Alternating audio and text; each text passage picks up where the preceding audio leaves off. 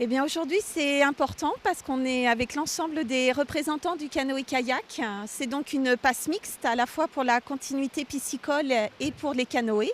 Donc on s'est réunis avec tous les représentants de la région, du département, même au plan national, avec la fédération, pour voir la difficulté de transit du canoë, voir justement quels sont les bons courants à prendre, les bonnes embarcations qui sont les moins dangereuses, parce que là on est vraiment dans un bras de contournement d'eau vive, quelque chose qu'on n'a pas l'habitude de voir sur la rivière Essonne.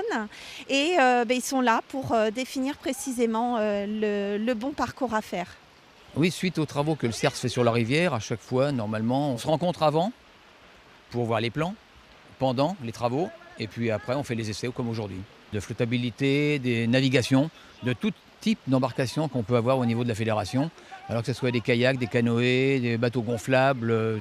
C'est pour après, lorsqu'on va arriver sur la rivière avec un grand public, que tout le monde puisse en toute sécurité descendre cette rivière. On continue à faire les essais, aussi bien comme on voit là maintenant, même en nageant, en se laissant flotter pour voir si quelqu'un tombe à l'eau.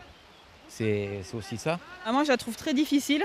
Donc, on a bien remarqué avec les différents bateaux. Moi, je suis passée en canoë et j'étais à l'avant, donc j'ai fait des manœuvres de l'avant qu'une personne lambda ne sait pas forcément faire si elle ne fait pas de canoë.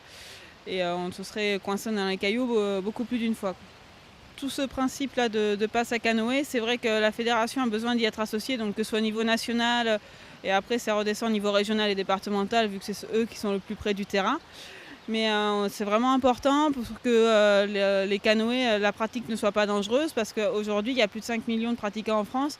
Et comme tout le monde le sait, on peut acheter son bateau à Decathlon et prendre son canoë ou son kayak et descendre les rivières. Donc après, si on peut éviter avant d'avoir les accidents, c'est l'objectif.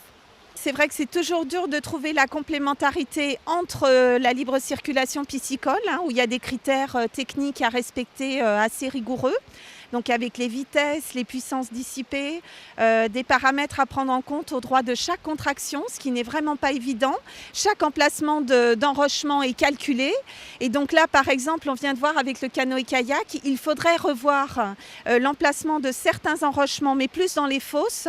Donc tout de suite là, je dois voir avec l'ONEMA si ça reste toujours compatible avec la continuité écologique. L'ONEMA a les compétences dans tout ce qui est domaine piscicole et protection du milieu naturel, milieu aquatique. Donc ils sont là justement pour nous dire précisément si on a bien dimensionné la passe à poissons. Tous les intervenants que l'on a avec nous aujourd'hui s'y connaissent très bien pour la pratique du canoë-kayak. Et nous, le CIARS, on a un petit peu le chef d'orchestre entre tous ces intervenants. On est là en tant que maître d'ouvrage et on se doit, avec toutes ces personnes, de trouver le bon projet qui convient à tous.